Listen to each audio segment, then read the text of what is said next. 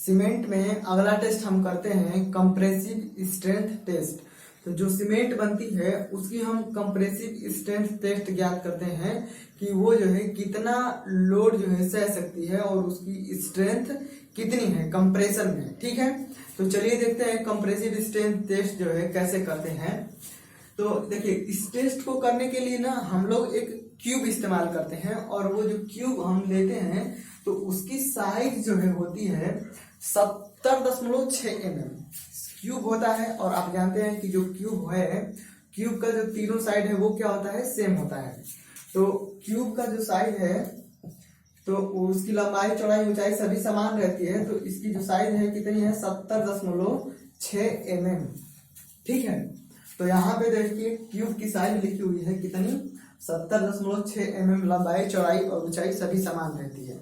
अगर हम इसके सरफेस एरिया की बात करें कि इसका जो सरफेस एरिया कितना होता है, तो देखिए क्यूब है तो क्यूब का cross section area, surface area तीनों चारों मतलब सभी फलकों का समान ही होगा। तो उसकी एक लंबाई और एक चौड़ाई, ठीक है। तो 70.6 mm ये और ये 70.6 mm ये, तो इसका जो गुणा करेंगे तो ये क्या है, mm में है, ठीक है ना। तो अब ये जो आया है वो क्या लिखा है, सेंटीमीटर स्क्वायर में। तो आप लोग इसको देख लेंगे, चेक कर लेंगे। तो इसका जो सरफेस एरिया अगर बात करें तो इसका सरफेस एरिया होता है 50 सेंटीमीटर स्क्वायर। देखिए ये ऊपर वाली वैल्यू मैंने mm में लिखा है, आप लोग कंफ्यूज नहीं होंगे, ठीक है। तो आप लोग जब इसका गुणा करोगे तो वो mm स्क्वायर में आएगा, ठीक है ना। आप उसको सेंटीमीटर स्क्वायर में जब चेंज करोगे तो इतना आएगा, इतना नहीं आएगा तो 50 दशमलव कुछ अधिक आएगा या 49.97 या 8 के पास आएगा, तो उसको 50 मान लेना है। तो इतना इसका सरफेस एरिया होता है। और एग्जाम में भी यही पूछता है कि कंप्रेसिव सीमेंट के लिए जब हम कंप्रेसिव स्ट्रेंथ टेस्ट करते हैं तो जो क्यूब हम इस्तेमाल करते हैं वो उस क्यूब की जो साइज कितनी होती है, तो उस क्यूब की साइज होती है 70.6 mm, या जो क्यूब होता है उसका सरफेस एरिया कितना होता है, तो सरफेस एरिया जो है 50 सेंटीमीटर स्क्वायर होता है। अब देखिए प्रोसीजर क्या क्या होता है। सबसे पहले फिर वही हम लोग नॉर्मल कंसिस्टेंसी ज्ञात करेंगे। अगर आप इसी वीडियो पे आए हो तो आप जो है नॉर्मल कंसिस्टेंसी टेस्ट कैसे किया जाता है उसको मैंने बताया है, 2-4 वीडियो पीछे होगा, आप उसको देख लेना। तो इसके लिए अब क्या करते हैं कि नॉर्मल कंसिस्टेंसी वही ज्ञात करते हैं। तो ये क्या है, वाटर की मात्रा है P, इसको P से डिनोट करते हैं, तो P हमने ज्ञात कर लिया। अब कंप्रेसिव स्ट्रेंथ टेस्ट करने के लिए अब जो वाटर चाहिए वो कैलकुलेट करते हैं। वो जो है इस फार्मूले की सहायता से कैलकुलेट करते हैं, P/4 प्लस 3.5%। और ये किसका प्रतिशत है, ये सीमेंट और सैंड का जो वेट है उसका प्रतिशत है, ठीक है ना।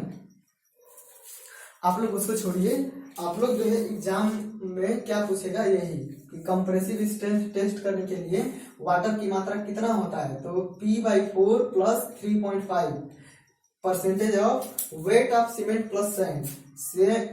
सीमेंट और सैंड जो हम यूज करेंगे उसका जितना वेट होगा उसके रिस्पेक्ट में ये है, ठीक है ना।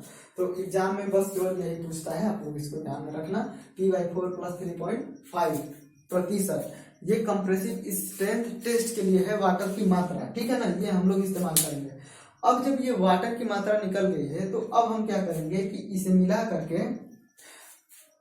मिला करके हम लोग पेस्ट बनाएंगे। अब देखिए सीमेंट, केवल सीमेंट से तो हम करेंगे नहीं, तो इसके लिए हम लोग स्टैंडर्ड सैंड का यूज करेंगे। स्टैंडर्ड सैंड क्या होता है, इसको हम लोग जब सीटी पढ़ेंगे कंक्रीट टेक्नोलॉजी तो उसमें वहां पे बताएंगे। तो अभी के लिए बस समझिए कि स्टैंडर्ड सैंड होता है, हम लोग जो बालू यूज करते हैं ये नॉर्मल बालू नहीं, स्टैंडर्ड, उसका साइज फिक्स होता है। IS कोड ने जो है उसकी साइज फिक्स की हुई है कि इतने से इतने के बीच में है तो उसको हम स्टैंडर्ड सैंड बोलेंगे। तो वो सैंड लेते हैं और सीमेंट लेते हैं, उसको 1.3 के अनुपात में, यानी कि समझ लीजिए कुछ भी अगर किसी भी चीज से हम उसको मेजर कर रहे हैं, नाप रहे हैं, तो सीमेंट जो होगा वो 1 होगा और जो बालू होगा, सैंड होगा, वो 3 होगा। तो 1:3 के अनुपात में इसको मिक्स करके और इसमें वाटर मिला करके मिक्स कर देते हैं अच्छे से। और मिक्स करने के बाद क्या करते हैं, तो जब उसको मिक्स कर देंगे तो जो मोटार बनेगा, जो मसाला बनेगा, उसे हम देखिए मोटार जो है ना, मोटार को हिंदी में मसाला बोलते हैं। खाने पीने वाला मसाला नहीं, जो हम लोग मसाला यूज करते हैं घरों को बनाने के लिए, वो वाला मसाला, ठीक है। तो इसको हम हिंदी में क्या करते हैं, इंग्लिश में बोलते हैं मोटार। तो अब ये स्टैंडर्ड सैंड बनाया है हमने, तो ये क्या बन गया, स्टैंडर्ड मोटार बन गया, ठीक है। तो अब इस मोटार की सहायता से जो है 6 क्यूब बनाते हैं, ठीक है ना, 6 क्यूब बनाते हैं, यही वाला क्यूब 70.6 mm साइज वाला जो है 6 क्यूब बना लेते हैं। अब उसमें से क्या करते हैं, अब देखिए क्यूब बन गया, तो अभी हम जो है इसकी तराई करेंगे, ठीक है ना। 27 प्लस -2 डिग्री सेंटीग्रेड टेम्परेचर रहेगा और 90% ह्यूमिडिटी रहेगी, नमी रहेगी। मतलब कि हम उसको ऐसी जगहों पे रखेंगे जहाँ पे जो है नमी जो है 90% रहेगा। तो समझ लीजिए एक तरफ से कि उसको वाटर में डुबो ही लिए हैं, ठीक है ना। नहीं तो इतनी ज्यादा ह्यूमिडिटी बनाए रखने के लिए क्या किया जाता है कि उसको जो सैंड होता है, बालू होता है, उसी में रख करके और बालू में पानी डाल दिया जाता है। तो बालू तो हमेशा भीगा ही रहता है, तो 90% तक ह्यूमिडिटी क्या रहती है, बनी रहती है। अब आप कहीं भी पढ़ोगे तो ज्यादातर आपको यही देखने को मिलेगा 27 +- 2 डिग्री टेम्परेचर, 27 +- 2 डिग्री टेम्परेचर, ठीक है ना। तो ये जो 27 +- 2 डिग्री टेम्परेचर है, ये नॉर्मल टेम्परेचर होता है, रूम टेम्परेचर होता है। आमतौर पे देखिए, अगर हम जाड़े की बात छोड़ दें और गर्मी की बात छोड़ दें, तो जो वातावरण का टेम्परेचर रहता है यहाँ इंडिया में, तो वो 27 +- 2 डिग्री सेंटीग्रेड जो है इतना ऊपर नीचे रहता है। तो इसीलिए हमेशा आप जब कोई भी टेस्ट करते हो तो हमेशा जो है यही टेम्परेचर देखने को मिलेगा, ठीक है ना। इसे नॉर्मल टेम्परेचर बोलते हैं या रूम टेम्परेचर बोलते हैं। तो ये टेम्परेचर और 90% जो है ह्यूमिडिटी रहेगी। तो हमने 6 जो है क्यूब बनाया है और इतने पे जो है हम इसको पका लेंगे, मतलब छोड़ देंगे, वो स्ट्रेंथ ग्रहण कर लेगा। अब जो है टेस्ट करेंगे। तो पहले जो हमने 6 क्यूब बनाया है, तो पहले 3 क्यूब का जो टेस्ट करेंगे हम 3 दिन बाद करेंगे। 3 क्यूब लेंगे और उसको 3 दिन बाद जो है टेस्ट करेंगे, और बाकी जो 3 क्यूब बचेगा उसको 6 दिन बाद करेंगे, ठीक है, 7 दिन बाद करेंगे, कहाँ लिखा है। और शेष 3 क्यूब को जो है 7 दिन बाद करेंगे, ठीक है ना, 7 दिन बाद। तो पहले 3 क्यूब को 3 दिन और शेष 3 को 7 दिन बाद जो है कंप्रेसिव टेस्ट मशीन में रख करके, और इस पे जो हम लोड लगाएंगे कंप्रेसिव टेस्ट मशीन में रखने के बाद जो हम लोड लगाएंगे वो 350 kg प्रति सेंटीमीटर स्क्वायर प्रति मिनट की दर से जो है लोड लगाएंगे। यानी कि 1 मिनट में उसके 1 सेंटीमीटर स्क्वायर एरिया पे जो है 350 kg का लोड जो है बढ़ जाना चाहिए। जैसे कि मान लीजिए यहाँ पे मैं बनाता हूँ, देखिए ये क्यूब हो गया, ठीक है ना, ये जो है क्यूब हो गया और इसका सरफेस एरिया कितना है, 50 सेंटीमीटर स्क्वायर, ठीक है। तो अब मैं क्या करता हूँ कि इसमें से ये वाला एरिया ले लेता हूँ। अब मान लीजिए कि ये वाला जो एरिया है, ये वाला एरिया क्या है, 1 सेंटीमीटर स्क्वायर का है। तो अब यहाँ पे लोड लिखा है 350 kg प्रति सेंटीमीटर स्क्वायर प्रति मिनट। तो अभी देखिए ये 1 सेंटीमीटर स्क्वायर का एरिया है, अभी हमने इस पे लोड लगाना शुरू किया।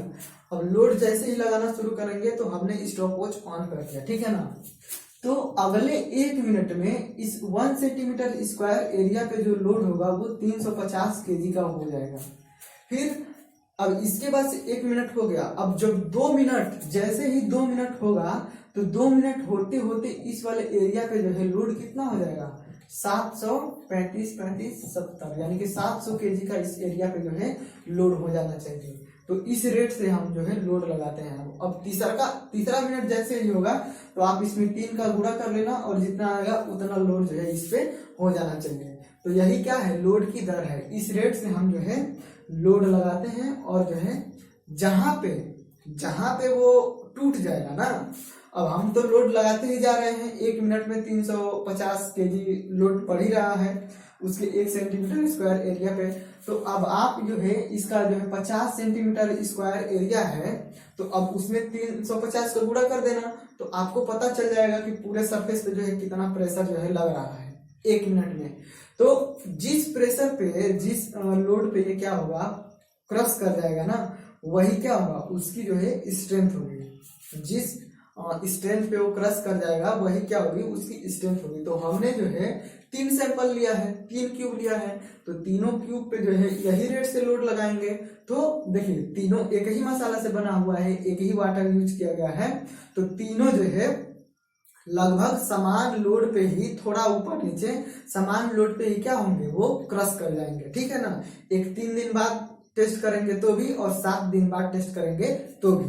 तो यहाँ पे देखिए ये ऑर्डिनरी पोर्टलैंड सीमेंट 33 ग्रेड, हमने बताया है कि जो ऑर्डिनरी पोर्टलैंड सीमेंट है वो 3 ग्रेड में आती है, और क्या होता है उसका 33, 43 और 53 3 ग्रेड होता है। तो यहाँ पे जो ये वाला स्ट्रेंथ लिखा हुआ है ये 33 ग्रेड के लिए लिखा हुआ है। ठीक है, और 43 ग्रेड है तो आप समझ ही रहे हैं कि उसकी स्ट्रेंथ ज्यादा होगी, तो यहाँ पे 3 दिन की स्ट्रेंथ भी ज्यादा होगी, 7 दिन की स्ट्रेंथ भी ज्यादा होगी, 53 रहेगा तो भी ज्यादा होगी। तो ये जो लिखा हुआ है वो 33 ग्रेड के लिए लिखा हुआ है। ठीक है, तो 33 ग्रेड के लिए 3 दिन बाद जो है उसकी स्ट्रेंथ कितनी होगी, 16 न्यूटन प्रति एमएम स्क्वायर, या इसी को आप केजी में चेंज करोगे तो वो 160 केजी पर सेंटीमीटर स्क्वायर हो जाएगा। अगर आप तीन सैंपल हमने यूज किया, तो अगर आप उसका एवरेज निकालोगे तो 11.5 न्यूटन पर एमएम स्क्वायर, या इसको चेंज करोगे तो 115 केजी प्रति सेंटीमीटर स्क्वायर जो है ये 3 दिन बाद होगा, और 7 दिन बाद जो है सेम 22 न्यूटन प्रति एमएम स्क्वायर या 220 केजी पर सेंटीमीटर स्क्वायर।